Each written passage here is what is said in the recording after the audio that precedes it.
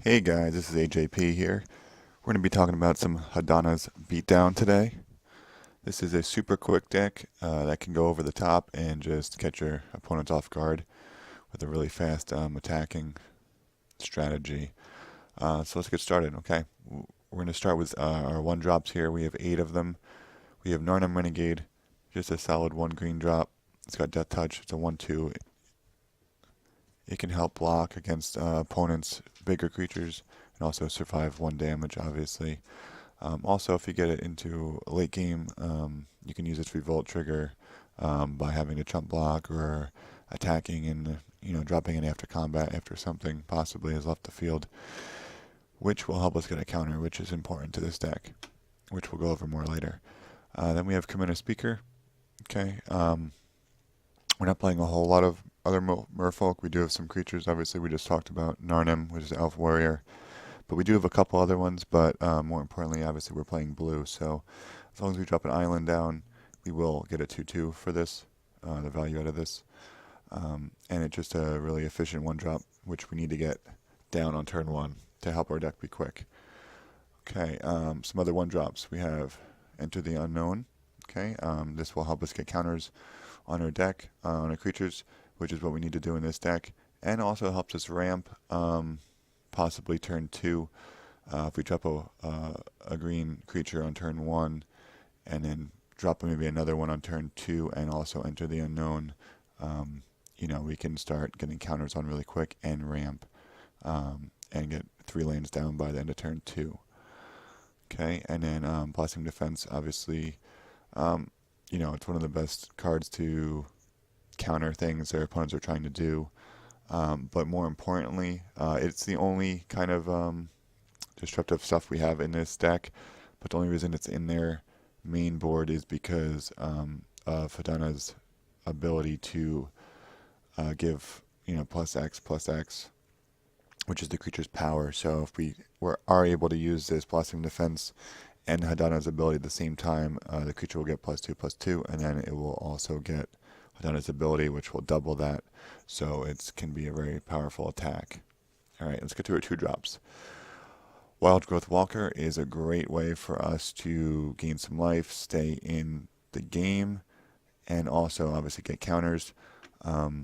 So we do have Enter the Unknown we talked about. So if you enter the Unknown on a Wild Growth Walker itself, it explores, obviously. It gets a 1/1 counter automatically. Then if you hit a non-land card, obviously we'll get 2 counters right off the bat there. So that's something that's possible for turn 3 very easily. The life gain is very important, though, for games that do not end quickly. Okay, then we're going to skip right to the Merfolk Branch Walker here. Simple, really good value here, and gets a counter on it. So, and that is one of the Merfolks that will help Commander Speaker get +1/+1 if for some reason we don't have an island down on turn 2. Okay, then we have Seed Sculptor. Okay, this just adds a counter to something. It's really just a 2/3 for 2, which is excellent by itself. But it does put the 1/1 counter on whatever you want it to, which is super important because you want to be able to pick where you want the counters to if you're trying to flip Hadana. Okay, and then possibly I think the most underrated card in this deck, a Cat Monkey, which is quite hilarious, I think. But this creature just comes in with 2 1/1 counters right off the bat on turn 2. So if you go turn 1, any creature or no creatures, turn 2, Scrounging Bendar, and turn 3, Hadana's Climb. Hadana's Climb is flipping on turn 3 when you play it. So that's super fast. And if not, you don't have a climb out or something, you can put the counters onto another creature and help have a bigger flip for climb, a bigger effect when it does flip and you do use its ability. Okay, then we have 3 copies of Wayfinder, just because it's a big creature that explores and gets some value. All of this exploring does help us get through our deck pretty quickly and draw a lot of lands. We are only running 20 lands, 10 of each basic, forest and island respectively, 10 of each of those. So, they'll all come into play untapped, which is very important because we need to be going quick and we don't have any double casting costs except for Hadana's Climb, and it's just one of each. So we haven't really had any issues with that. We do have one legendary creature, and it is Rishkar, who is super awesome in putting the counters wherever you want. You can stack them both on one creature, but that's not that big of a deal. You can put Rishkar down, leave one on Rishkar, put one somewhere else, or if you have a couple creatures out, put one on each, and then you can also use it as a little bit of ramp, where each of those creatures will have the ability to tap for green mana. And then 1/4 drop here, Herald of the Secret Streams, is kind of just something nice to get when you damage them a decent amount, but you're just kind of trying to close out the match, and a few points of damage left. Or if for some reason you weren't able to get a whole lot of damage in the beginning, or if you get this in your opening hand, you can kind of change your strategy a little bit, and instead of flipping Hadana, just put a bunch of counters on your different creatures. So a lot of the creatures that explore will have counters on them already, but if they didn't get them and they just flipped a land, then you can use Rishkar or Enter the Unknown to try to get another counter on them, things like that. And then if you drop a Herald of the Streams and swing out, that should be a decent amount of damage to close out the game. Okay, in our sideboard, if we're playing against a lot of heavy removal and disruption, we're going to go hard into a counter sideboard here. We have 4 Spell Pierces, 3 Shaper Sanctuary, which are, I think, the most important ones, these 1-drops here, because we do still want to be aggressive.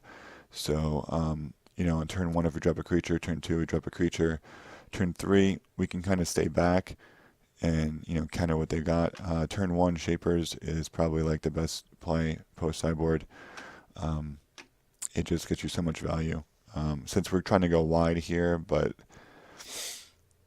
not too wide, like 2 to 3 creatures on the board at all times. You don't need to extend too much, because Hadana's effect ability only targets 1 creature here. I actually didn't even speak about Hadana yet. I did meant to save that for last. So if you guys don't know, Hadana's Climb, okay, legendary enchantment. Before combat on each turn, you get to put a 1/1 counter on a creature. Then if that creature has 3 or more, you transform it. Okay, it becomes a land, which is important. We are only running 20, so this is one of our lands, kind of, if we need it to be.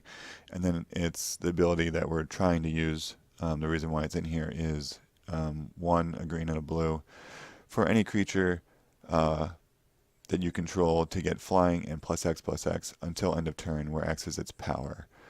Okay, so that is important, and that's the point of this deck, is to get counters on, flip it very quickly, and use its ability to swing over the top in the air and deal some damage. Okay, so back to the sideboard.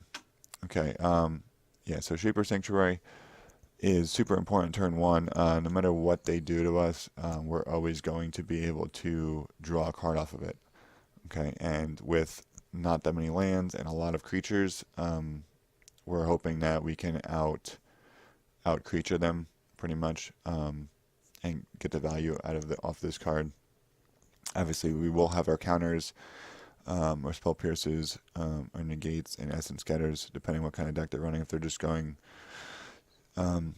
super control, stuff like that, we won't bring in the Essence Scatters. We'll just go with the 8 counters and the 3 Shaper Sanctuary. We still have Blasting Defense, remember. Usually what we will take out is some of these Tishana Wayfinders, these 3 here, okay, and some of these Seed Sculptors, okay, and then depending on what we think we need to do, maybe 1 Hadana or something like that, depending how many cards we decided we want to bring in. Okay, so if you have any questions, if you like the deck, make sure you like the video. Make sure you guys subscribe to the channel.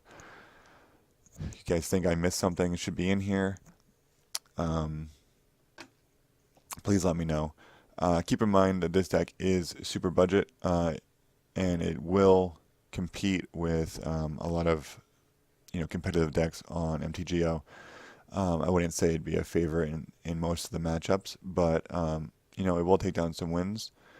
And it's surprisingly, if it runs out of steam in the beginning, it still does battle. You still do have a chance, especially with the Hell to Secret streams. Okay, most people aren't expecting that, especially main board.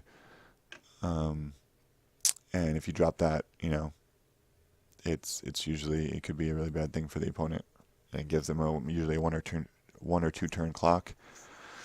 So, okay, like I said, let me know if you think I should do anything differently here. I will have posts to links for to get the deck.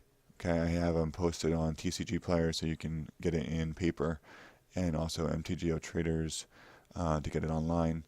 Like I said, super cheap, about $11 in paper right now, and I think it's like 4 tickets right now. So super fun. Explosive cards, and can turn into a little bit of a control aspect for a longer game. So we will have some gameplay coming up soon. We'll be posting that, and make sure you check those out. And I'll see you guys next time. I'm out of here.